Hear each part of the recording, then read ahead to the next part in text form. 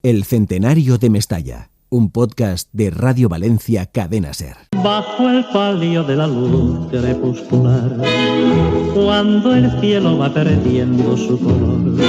Estamos en 1949, el régimen de Franco cumple 10 años y un valenciano que seduce a todo el país cantando boleros y pasodobles, Jorge Sepúlveda, estrena Mirando al mar. Mientras, el valencianismo está a punto de poner el broche de oro a la década de ensueño que le ha regalado su equipo con otra Copa de España, la de 1949, que Mundo levanta como capitán. La final de aquella tarde fue una final magníficamente jugada por el Valencia, en la cual resultamos vencedores por 1-0. Fue un partido muy bonito, puesto que en aquella época el Athletic de Bilbao contaba con aquella famosa delantera Iriondo, Venancio, Zarra, Panizo y Gainza. Ahora que también el Valencia contaba con aquella otra de Epi, Paseguito, Mundo, Igoa y Seguí.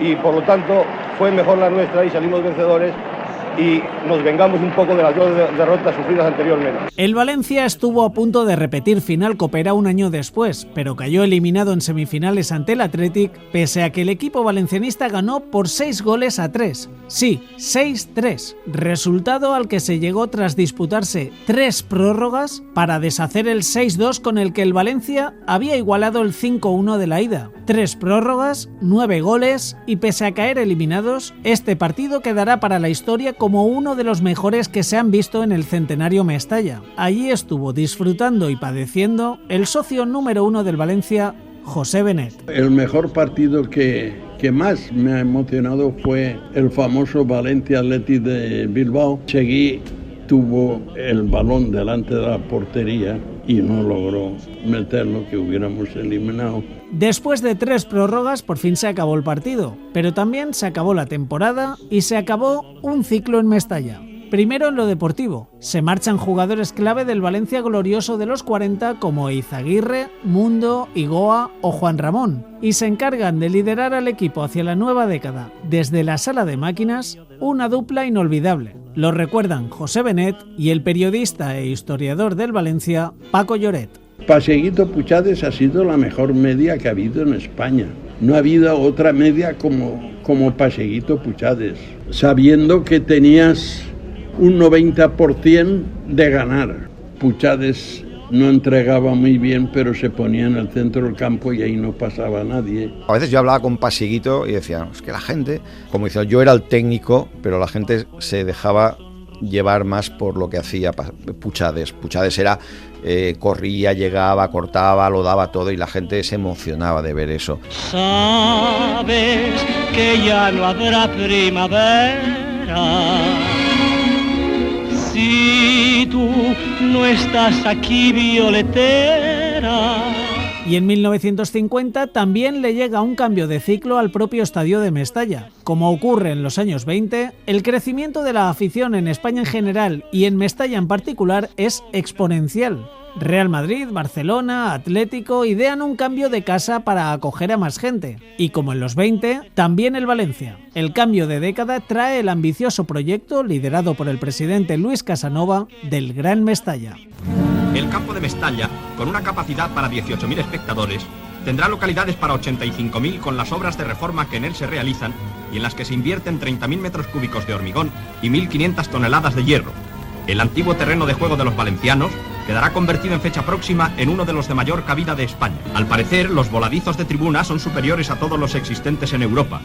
Este campo resolverá las exigencias de la afición futbolística valenciana. Este ambicioso proyecto cambia de forma notable el aspecto del Mestalla que conocíamos desde su inauguración en 1923 y que se había retocado ligeramente. Nunca de una forma tan radical como en este proyecto que diseñó el arquitecto Salvador Pascual Jimeno, con una ambiciosa idea de doblar la capacidad del estadio hasta los 40.000 espectadores. Para sufragar el proyecto, el Valencia tiene que endeudarse y recurre a 2 figuras importantes para conseguir los fondos. Por un lado, Casanova recibe el apoyo de otro presidente especialista en proyectos ambiciosos. Para mí este es el momento clave en la historia del Valencia. Mejor dicho, en la historia de Mestalla. Buscaron ayuda en Madrid, Bernabéu, el presidente del Real Madrid les echó una mano, fue con ellos al banco y les dijo, oye, lo que me habéis dado a mí, si lo dais también al Valencia. Y luego algunos bancos, viendo eso, ya se implicaron más. Y por otro, cómo no, el papel que juega la afición, que hipoteca su fidelidad al Valencia, adelantando dinero cuando más lo necesita el club para pagar el Gran Mestalla. La famosa cédula hipotecaria y los pases de 15 años. Hubo gente que pagó el pase para 15 temporadas, adelantó el dinero y bueno, pues fue una manera de ayudar a la entidad. Esos pases estuvieron hasta la temporada 68-69, la de las bodas de oro. Las obras se alargan durante toda la década, aunque en 1955 tendrá lugar otro hito y otra ayuda para pagar, esta de un jugador. Pero antes, 2 fotos del Mestalla de los primeros años 50, con su aspecto renovado y capacidad ampliada. Nos lo dibuja el periodista e historiador del Valencia, José Ricardo Marc. Con la creación del Mestalla, pero también con una política de acercamiento del Valencia a los pueblos de toda la entonces región valenciana, posibilita que la afición de Sueca, de Xàtiva, de Burjasot, de pueblos con tradición futbolera, acudan a Mestalla masivamente los días de partido. En aquel Mestalla se hablaba valenciano, era la lengua vehicular del estadio. De hecho, Mestalla era uno de los pocos espacios en los que en Valencia se hablaba con normalidad valenciano. Y la otra foto nos la hace José Benet. ¿Recuerdan aquel debate entre montistas y cubellistas en el estreno del estadio en 1923? Pues según rememora el socio número 1 del Valencia, los debates entre aficionados sobre las preferencias entre sus jugadores han existido siempre. Por ejemplo, en estos años 50. Nosotros, estudiando, nos reuníamos en Villares Colón. Y desde Villares Colón salíamos 4, 5 o 6 amigos andando hasta llegar a Mestalla. Yo tenía siempre una discusión con uno de mis compañeros entre qué jugador era mejor, Buqué o este de Benimamet, Buqué o Fuertes. Y yo era partidario de Buqué y el otro era partidario de Fuertes. Buqué y Fuertes, como Paseguito y Puchades, como Badenes, como Seguí, el heredero de Gorostiza, dueño de la banda izquierda de Mestalla durante 15 años y uno de los ídolos de José Benet. Y se comentaba allí también, dice, el Valencia está fichando constantemente extremos izquierdos, pero siempre continúa a Seguí. Estos tiempos tan distintos han cambiado a la mujer. Los quehaceres de la casa no queremos atender. Estamos en 1954. La valenciana Queta Claver triunfa con la revista musical Ana María, compuesta por nuestro querido maestro Padilla. Y tras una sequía de 5 años, muchos, para una afición que se había habituado a ver a un equipo campeón en Mestalla en los 40, llega por fin una copa muy valiosa. Ganada en Chamartín al Barcelona por 3-0, con 2 goles de Fuertes, otro de Badenes, con el portero Quique subido al larguero para celebrarlo y un equipo empujado por la fuerza de Puchades y el criterio del alquimista Pasieguito. Fue una final muy bonita como todas y sobre todo para mí concretamente porque ganamos muy limpiamente al Barcelona por 3-0 y fue un partido muy bonito. El Valencia vuelve a ganar un título que tiene mucho mérito, porque lo gana sin el jugador que ya tiene encandilado a Mestalla desde hace un año. Es holandés y precisamente por esto no puede jugar la Copa, reservada solo a jugadores españoles. Pero Fas Wilkes llega al Valencia en 1953 tras una visita en un amistoso con el Torino, que deslumbró a la directiva del Valencia, que lo puso todo para ficharle. El presidente de la federación le pregunta a los emisarios del Torino cuántos camiones de naranjas hay que llevar para traerse a Wilkes. No fue con las naranjas que ofreció el presidente de la Valenciana, Guzmán Zamorano, sino a través de una inversión económica como el Valencia fichó a Wilkes en 1953, para poner patas arriba al nuevo Gran Mestalla, provocando unos llenazos que ayudaron a alcanzar el otro hito importante de la década, el estreno en 1955 de la nueva tribuna de Mestalla, Tribuna y Wilkes. La frase sale sola. La tribuna, bueno, se decía que la tribuna aquella la pagó Wilkes. La gente dijo que esa tribuna se pudo costear gracias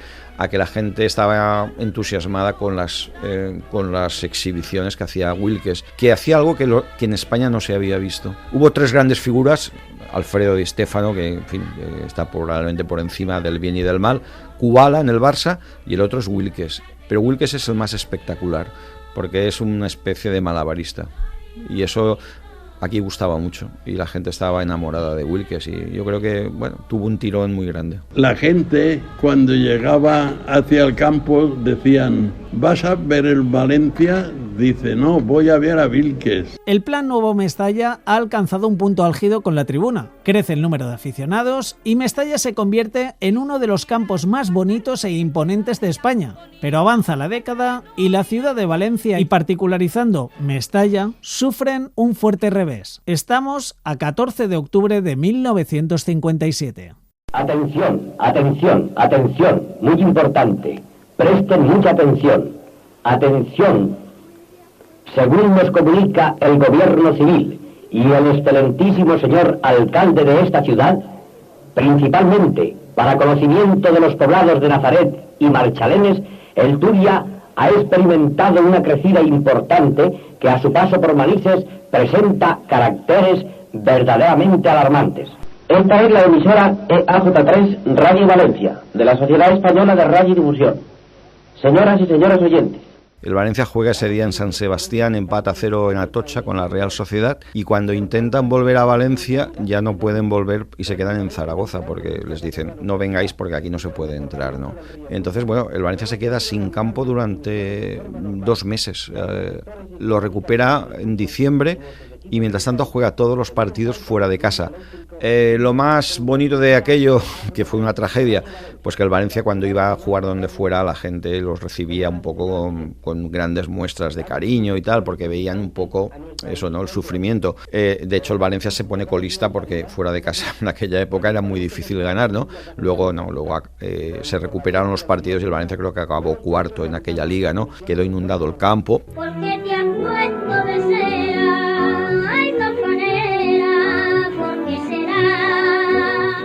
La ciudad y el Valencia se recuperan del grave impacto de la riada que dejó decenas de muertos y numerosos daños materiales, como por ejemplo en el renovado Mestalla. Pero mientras cantan al son de un joven niño nacido en Jaén, aunque criado en la localidad valenciana de Utiel, llamado Joselito, los valencianos se afanan para recuperarse y afrontar nuevas etapas, como la que le llegará al Valencia con el cambio de década, con 2 adioses muy sentidos, Casanova y Puchades, algo que abordaremos en el próximo capítulo, en el que se hará la luz en Mestalla.